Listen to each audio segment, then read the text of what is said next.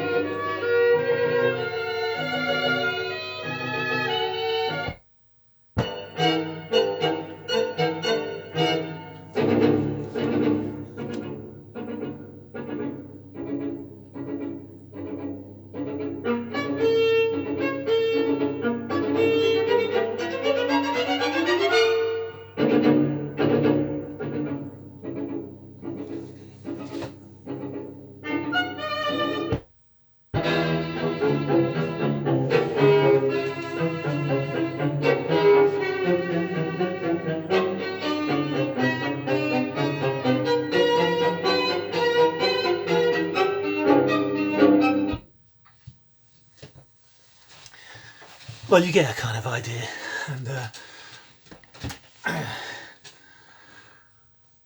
it's actually so, I mean, whatever, I just randomly chose those moments. There's some great stuff in there. That piece is just wonderful. 4 movements, just lovely stuff all the way through. It's not all as kind of angular and kind of to the ear as that, but there are definitely, you can hear the minimalists in there, you can hear it loud and clear. Anyway, that's that one. I can't spend all day on this. And you'll all be going, oh no, not more classical. Anyway, on that note, I did find a couple of reel-to-reels the other day. This is Pulse for Planets. And you can see in the box here, and around the edge of the tape, it has the name, the conductor and everything else. It's not carry-ons, which is the one I would really like to find. And this is an unusual one as well. This is Beethoven's Fifth. Now, I've never ever seen these on reel-to-reel before. Just thought I'd show it just as an interesting. These are interesting to me. But a similar thing has for writing around the edge. But that is just a lovely thing, you know. One day, when I get another reel-to-reel player, I may be able to play them. Anyway, I'll come off the classical for a second, or should I just do the classical first? I'm going to do it, and I don't care. Alright. Now this is Bizet's Symphony in C. Okay. This is SXL 6350. Not a hugely desirable record, this one. You know, it's Alexander Gibson. Some of his records are valuable, but not necessarily in the main. But what I find fascinating about this is this.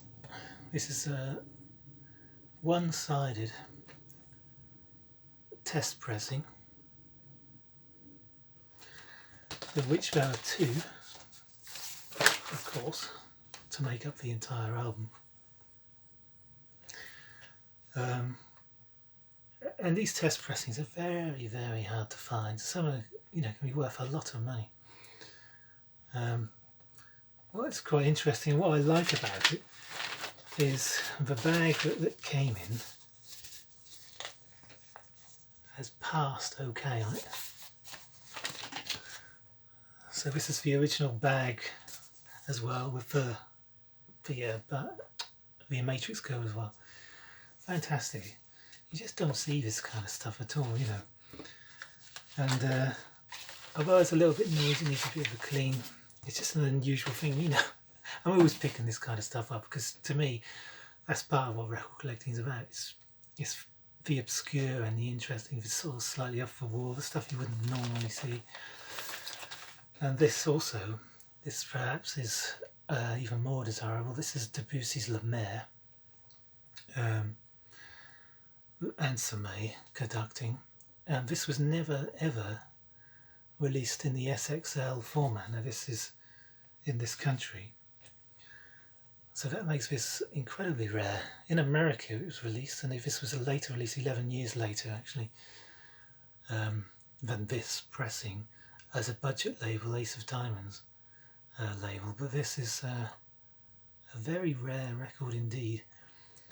And, it's just, it had some noise and crackle and stuff. I've cleaned it up and it's definitely better than it was. And you can hear, the clarity of it and these wonderful pressings, and you hear it in its almost virgin state, as it were. And this is obviously the first time someone in the studios listened to these, played them through, made sure there were no faults in the pressings. And this is what they looked like before they received that passed OK stamp, which I've never seen before. Amazing stuff. This is interesting to me. Anyway, perhaps something a little bit more up most people's street. I found a copy of this. Now, this cost me about 10p. This is the original first mono US press. To find this over here in a charity shop, quite remarkable. I just bought a bunch of records, some 78s and whatnot, which I showed some of the 78s before, and these were with them. The guy just said, £2. In fact, as I said, they threw the rest of the records out and trashed them, so I saved them. So this, unbelievably, would have ended up in the bin as well, potentially.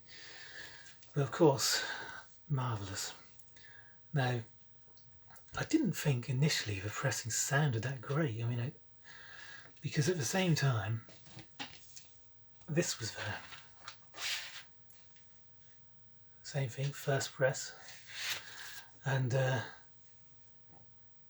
as this is much louder as a pressing, much louder. The only thing with this record is, and let's face it, whatever, it costs 10p. It has two marks on the back here, which are non-feelable, but you can see them there. Can't feel them at all, but they do create clicks, and so it's like, oh. But anyway, an amazing find, and the sound of these records. I listened back to this afterwards. I just turned it up slightly. This is what amplifiers are for. And wow. I think for me, the last two tracks on each side, Blues to You and Mr. Night, just otherworldly. The sound that comes out of those speakers, and just I love the bass in those as well. The bass is amazing on those. I'm not going to go into details of all the people in it. McCoy Tyner, Steve Davis, Elvin Jones. Everybody knows. I didn't realise Steve Davis, after all those snooker, went into snooker after this. But anyway, he was just fabulous on this. absolutely fabulous. But they were nice finds, and this video is kind of a bit messy in it. Do I do all this again? Oh, I can't be bothered. Found this as well, best dressed chicken in town. This particular shop has little stickers that says sold as seen. You know, it's like, you ain't bringing this back. And I sort of looked at it, it's a bit dirty, cleaned it up, plays fine. There's no real scratches on it or anything. And this is an original. This is a fabulous, fabulous record. I mean, again, it's the power of the sound. Astonishing sound on this. And every single track on here, and I'm saying it, every single track is great. Every single one. There's not one moment where you think, oh, this is a bit weak. No way, this is just brilliant, brilliant reggae. And it's not cheesy, it's got some lovely kind of melodies, but it's not, I don't know, it's meaty, it's vibrant, it's in your face, you know, and the vocals are lovely on here. They're different vocalists, Gregory Isaacs, Horace Andy, Jackie Edwards, yeah, there's a few people on here. You know, amazing stuff. This is, I can see why people rave about this, and so glad to find that. I'm going to show a few, look away now, 45s. This video is all over the shop. I'll probably have to do it again. You can see some other bits I picked up here, Shostakovich. That's a Spanish punk thing. It's really good, but the vocals are slightly high in the mix. And some of it, oi, oi, oi, just is a bit like, oh, shut up already. Anyway, this is the rarest, apparently, single on Atlantic, in the UK Atlantic. This is Fireman, by Valor Regan and the Valorons. Northern Soul is always highly priced. Nice little track, that. Perhaps I should give it a quick spin while I show the other stuff. I'll save the spins for another day. Yeah, nice little find. A few marks on the A side, one or two, but it actually plays quite nicely. B side, look at the state of that. Fortunately, the B side no one wants, and it's all right, you know. It actually plays through them now. It doesn't actually crackle or scratch or anything, unbelievably. There's some noise in other places, but not through the scratch. Anyway, man alive, I'm running on today. Oh dear. All right, and I'll just show these last few EPs and bits. This is a rare one. This is Little Tony in Italy. Occasionally you come across his singles. There's one or two which are released Decca, I think they were, in this country. I've never seen this one. It's quite a difficult one to get. I mean, those they actually sung in Italian. He was Italian, or yeah. But anyway, the first track is fantastic. Oh Baby, it's a real rock and roll song, you know. But the others are a little bit croonery, a bit weak, but it's worth it for that alone. And it's just not every day you come across something like that.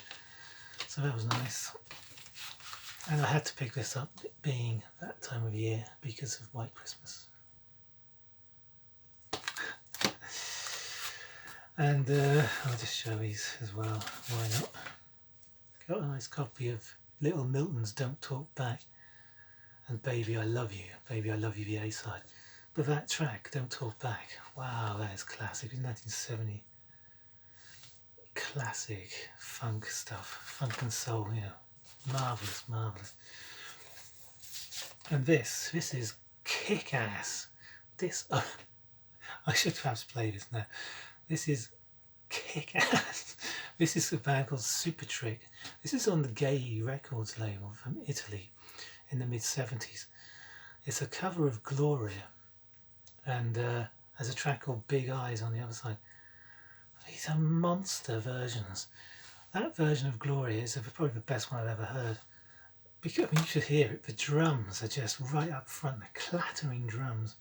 It's a sort of like a disco thing. Oh, I'll play a bit of that. Just finally, this is Tommy Steele doing Light Up the Sky. Now, I don't care for Tommy Steele. His first 2 or 3 singles are nice rockabilly-ish sort of numbers. But look at this. For use in ABC cinemas only. At the same time, there were a bunch of these, and these are on Warner Brothers for use in ABC cinemas only. This is Sir Chauncey's Beautiful Obsession, which is a lovely 2-minute piece of easy listening. And it says here, to be played HB 1 week only, it says on these.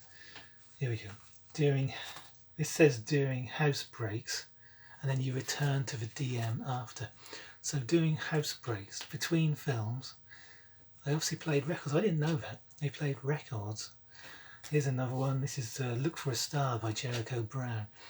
Now this is a sort of ballading, not doo-wop, but kind of that way. The B side of that, the actual single, is lovely, lovely rock and roll stuff.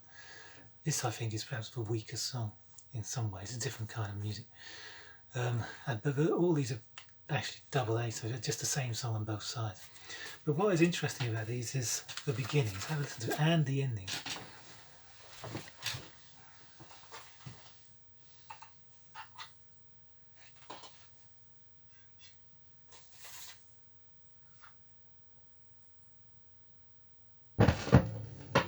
The romantic music you are about to hear is called Beautiful Obsession, which is available on the Warner Bros. Label by Sir Chauncey.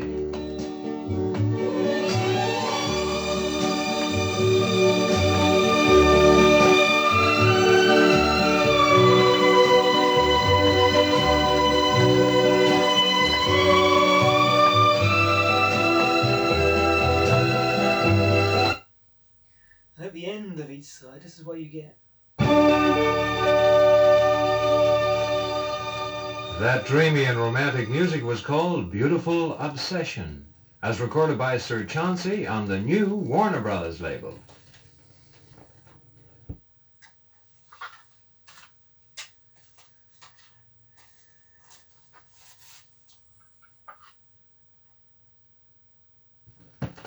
Hi, here's a brand new disc that's really hallmarked for the hit parade. On the Warner Brothers label, a very pretty song called Look for a Star, sung by a new boy named Jericho Brown. When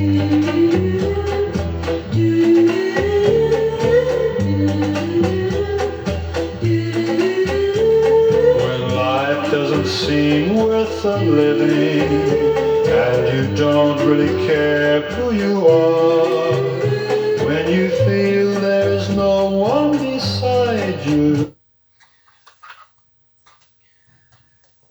Well, you see what I mean. There's another couple of those as well.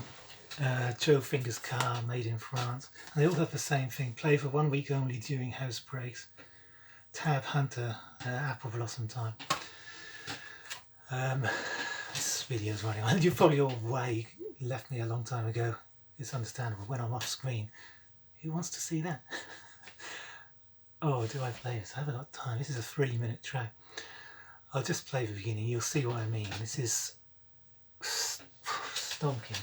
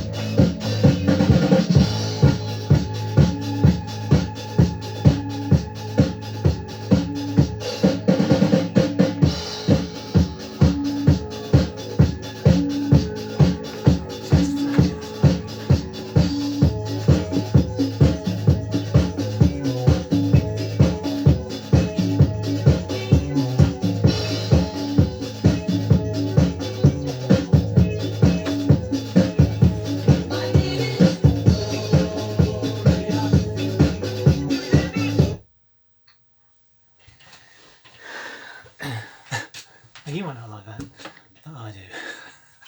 If you made it to this point, I mean amazing. And if you skipped through and you missed it, you're lost. See ya.